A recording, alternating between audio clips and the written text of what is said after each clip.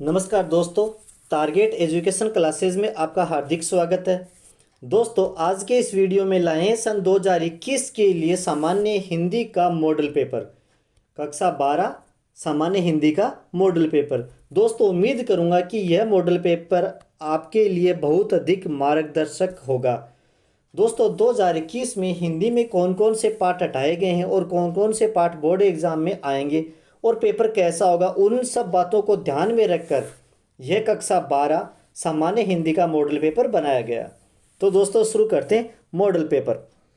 तो दोस्तों, सबसे पहले मॉडल पेपर में देखेंगे कि बोर्ड एग्जाम में सामान्य निर्देश कैसे होंगे। तो दोस्तों, सामान्य निर्देश हैं, परीक्षार्थी सर्वप्रथम अपने प्रश्न पत्र पर नामांकन लिखे। सभी प्रश्न करने अनिवार्य हैं।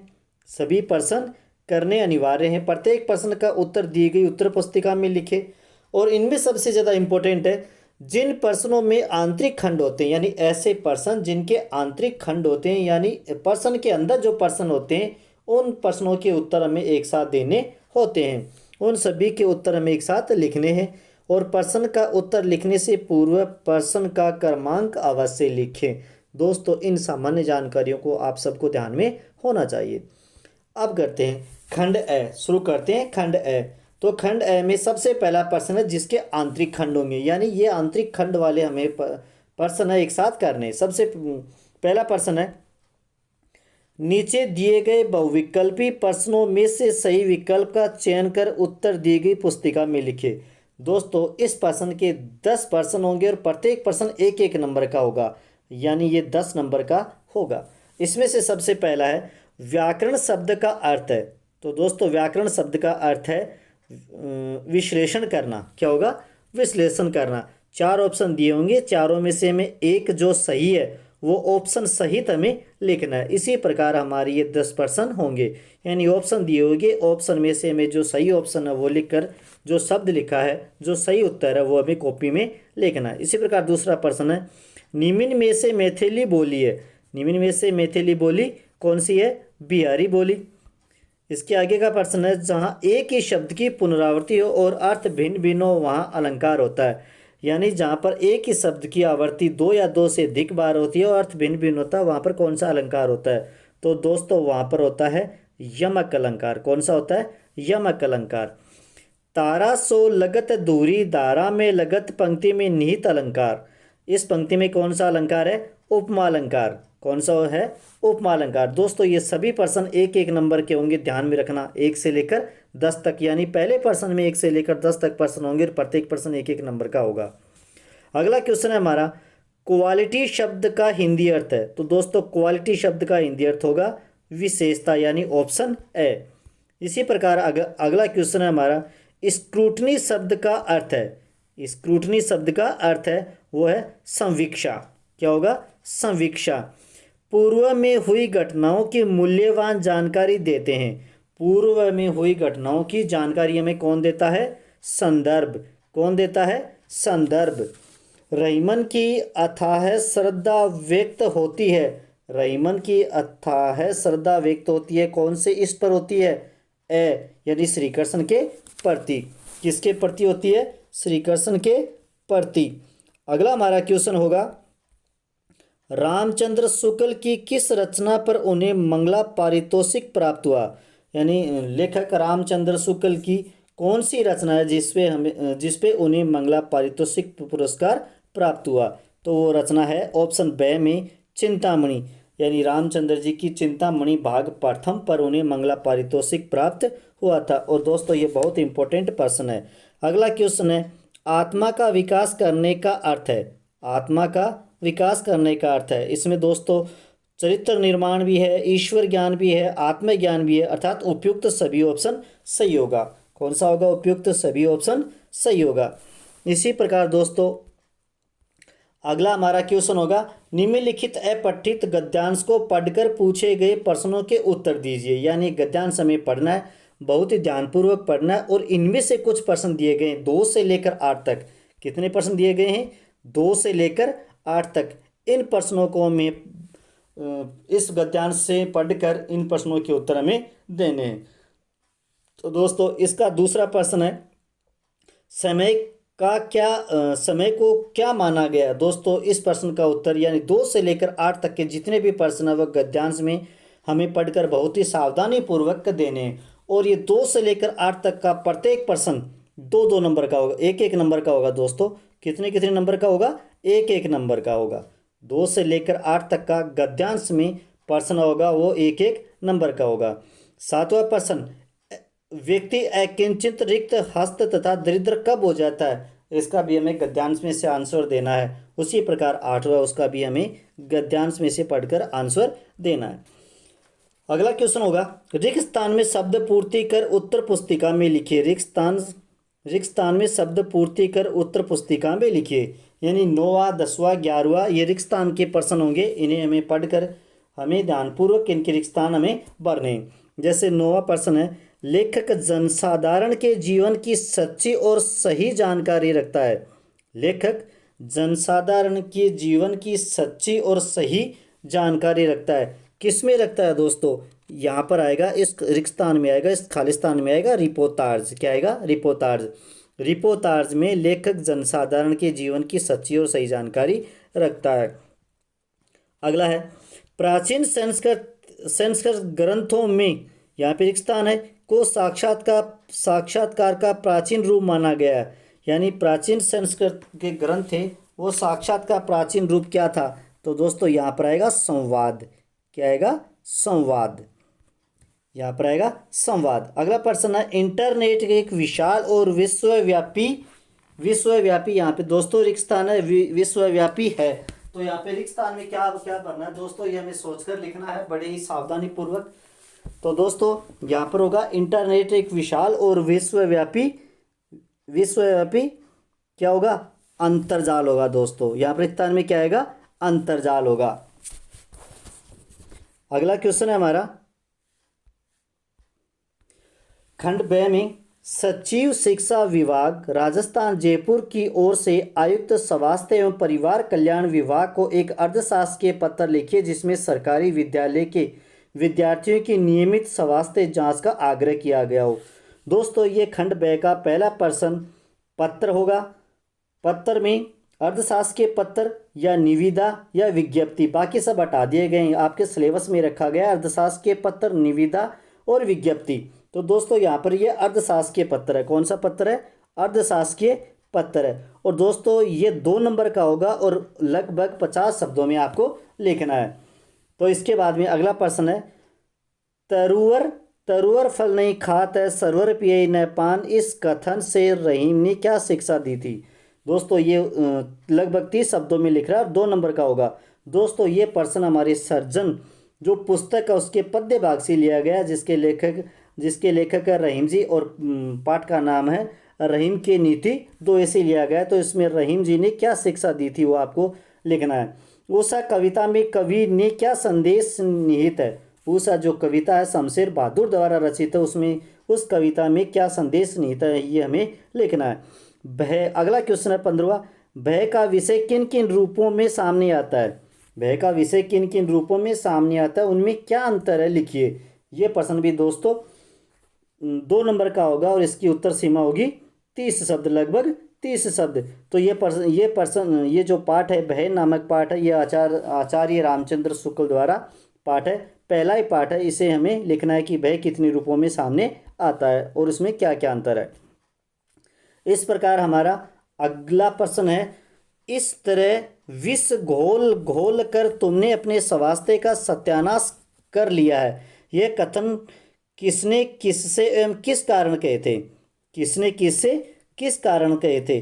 तो दोस्तों ये प्रश्न हमारी सर्जन के गद्य भाग से लिया गया, तौलिया नामक एकांकी जो उपेंद्र नाथ अश्क द्वारा लिखी गई है उससे लिया गया है। ये प्रश्न भी दोस्तों 2 नंबर का होगा और हमें बड़े ही आराम से सोच समझकर करना है। अगला क्वेश्चन होगा, मृत्यु के कुछ समय पहले स्मृति बहुत साफ हो जाती है, उसने कहा था कहानी के आधार पर लेखक के उक्त कथन की सत्यता उदाहरण सहित दीजिए।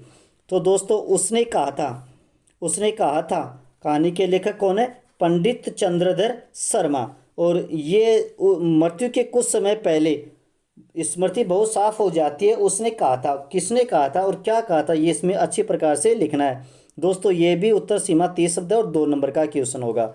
अगला क्वेश्चन है, महात्मा गांधी के गाय करुणा की कविता इस कथन में निहित भावना भावना को स्पष्ट कीजिए। दोस्तों ये पीयूष प्रवाह से लिया गया, जो गाय नामक पाठ से है और माधवी वर्मा द्वारा रचित है। अगला है, संदर्भ ग्रंथ किसे कहते हैं, इसका क्या महत्व है। संदर्भ ग्रंथ किसे कहते हैं, इसका क्या महत्व है। दोस्तों ये भी 30 शब्दों में लिखना है, इसके भी 2 नंबर है। संदर्भ ग्रंथ किसे कहते हैं, दोस्तों ये संवाद सेतु पुस्तक से लिया गया है। अगला हमारा खंड से में रेडियो तथा टीवी माध्यमों के साक्षात्कारों में मुख्य अंतर बताइए। दोस्तों खंड से में आपको ऑप्शन दिया जाएगा, यानी एक पर्सन के अथवा में दूसरा पर्सन भी दिया हो गया, जिनके लगभग 60 शब्द होंगे और 4-4 नंबर के क्वेश्चन होंगे। दोस्तों कितने कितने नंबर के होंगे, 4-4 नंबर के क्वेश्चन होंगे और 60-60 शब्द दिए हुए। जैसे 20वां प्रश्न है, रेडियो तथा टीवी के माध्यमों के साक्षात्कार में मुख्य अंतर इस बताइए। अगर ये आपको अच्छे प्रकार से आता है तो आप इसे कीजिए, अगर ये नहीं आता है तो अगला अथवा में दिया गया है, यात्रावृत्त लेखक के विकास में राहुल सांकृत्यायन का योगदान अप्रतिम है, समझाइए। ये आपको करना है, इन दोनों में से आपको एक प्रश्न करना है। अगला 21वां प्रश्न है, विज्ञान पत्रकारिता क्या है। विज्ञान पत्रकारिता करते समय किन किन बातों का ध्यान रखना आवश्यक है। ये प्रश्न भी 4 नंबर का होगा, उत्तर सीमा लगभग 60 शब्द होगी।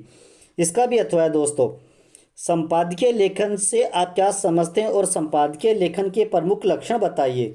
तो ये 21वां प्रश्न इसके अथवा में है, चाहे तो ये कीजिए या कीजिए, जो आपको अच्छे प्रकार से आता है, जो आप अच्छे प्रकार से लिख पाते हैं, जिसे आप अच्छी प्रकार से समझा कर लिख सकते हैं, वो प्रश्न आपको दोनों में से एक चुनकर लिखना है।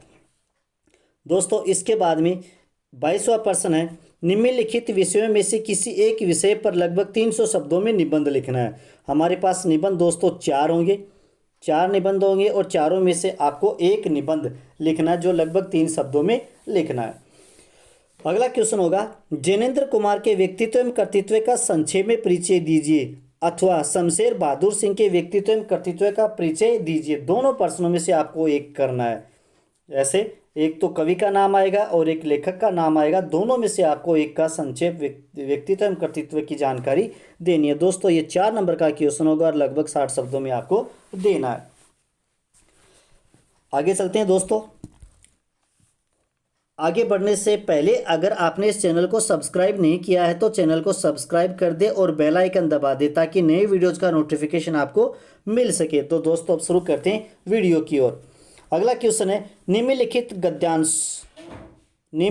गद्यांशों में से किसी एक गद्यांश की सप्रसंग व्याख्या कीजिए। निम्नलिखित गद्यांशों में से किसी एक गद्यांश की सप्रसंग व्याख्या कीजिए। व्याख्या दोस्तों आपको लगभग 80 शब्दों में करनी है और ये 5 नंबर का प्रश्न होगा। कितने नंबर का होगा, 5 नंबर का होगा। दोस्तों इस प्रश्न में भी आपको अथवा दिया गया है। तो दोस्तों सबसे पहले ये व्याख्या देखते हैं। यहाँ एक अंतर चिन्ह लेना जरूरी है, मन खाली नहीं रहना चाहिए।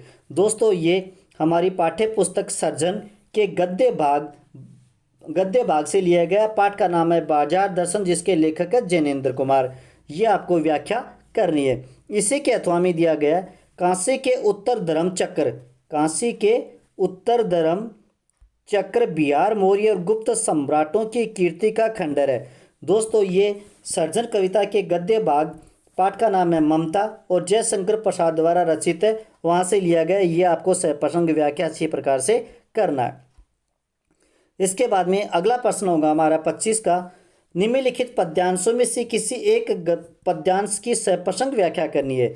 ये 2 पद्यांश होंगे और दोनों पद्यांशों में से आपको एक पद्यांश की बहुत ही सोच समझकर अच्छी प्रकार से व्याख्या करनी है और ये व्याख्या भी 5 नंबर की होगी और इसकी भी उत्तर सीमा लगभग 80 शब्द में ही होगी।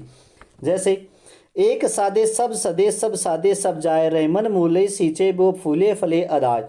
तो दोस्तों ये हमारी पद्य भाग से लिया गया नीति के दोहे, जिसके लेखक है रहीम जी। इसी के अथवा में अगली व्याख्या है, प्रातः नभ था बहुत नीला शंख जैसा।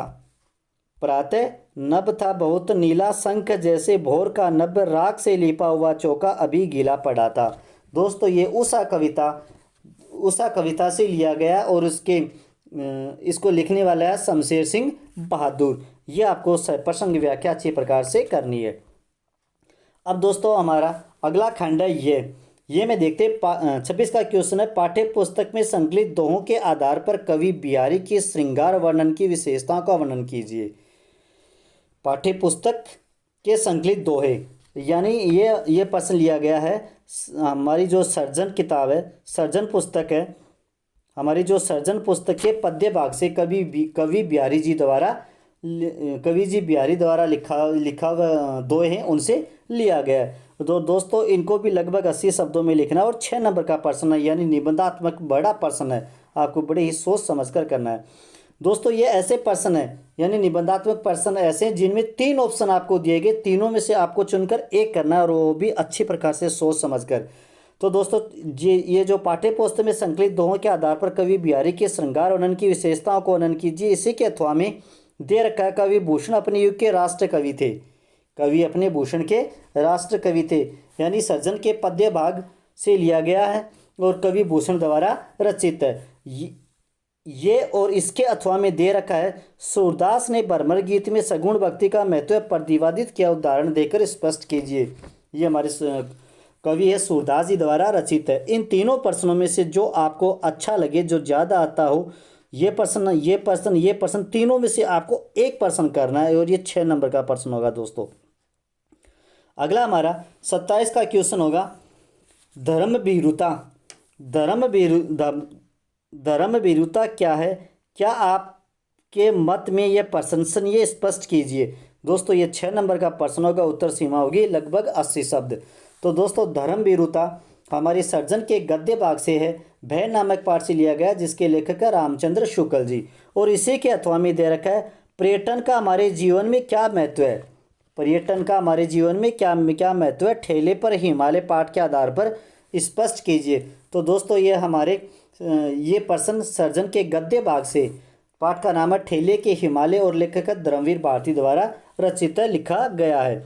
इसके बाद में उपेंद्र नाथ अस्क के तौलिया एकांक की मूल संवेदना पर प्रकाश डालिए। उपेंद्र नाथ अस्क की जो तौलिया एकांक है, इसकी मूल संवेदना पर प्रकाश डालना है। तो दोस्तों ये जो अथवा में 3 प्रश्न दे रखे हैं, 3 में से आपको एक प्रश्न करना है, 3 में से आपको चुन करके एक प्रश्न करना है। इसी के बाद में अगला है हमारा 28 का प्रश्न। मुझसे जो उसने कहा था वह मैंने कर दिया, किसने किससे क्या कहा था और लैला सिंह ने अपना कर्तव्य कैसे निभाया। दोस्तों ये भी निबंधात्मक प्रश्न है, लगभग आपको 80 शब्दों में देना है और इसके अंक भार, यानी इसके जो नंबर है वो भी 6 नंबर है दोस्तों। तो दोस्तों ये प्रश्न हमारी पीयूष पर्व पुस्तक से लिया गया, जिस पाठ का नाम है उसने कहा था और लेखक है पंडित चंद्रधर शर्मा द्वारा रचित है। इसी के अथवा में दोस्तों दे रखा है प्रकृति की रक्षा हेतु दिया गया यह बलिदान अत्यंत प्रेरक एवं अद्वितीय है। यह किस बलिदान का उल्लेख, यहाँ पे दोस्तों उल्लेख हुआ स्पष्ट कीजिए। दोस्तों ये हमारे राजस्थान के गौरव पाठ से लिया गया कि प्रकृति की रक्षा हेतु दिया गया बलिदान अत्यंत प्रेरक और अद्वितीय होता है। इसी के अथवा में दे रखा है दोस्तों शांति निकेतन अंश में गांधी जी ने भारतीय जीवन मूल्यों से ओतप्रोत संस्कार सहयोग व सरस्वती से साक्षात्कार स्पष्ट कीजिए। दोस्तों ये सत्य के प्रयोग, महात्मा गांधी द्वारा रचित सत्य के प्रयोग आत्मकथा से लिया गया है। तो दोस्तों ये वीडियो आपको कैसा लगा कमेंट में लिखें, वीडियो को लाइक और ज़्यादा से ज़्यादा शेयर करें। धन्यवाद दोस्तों।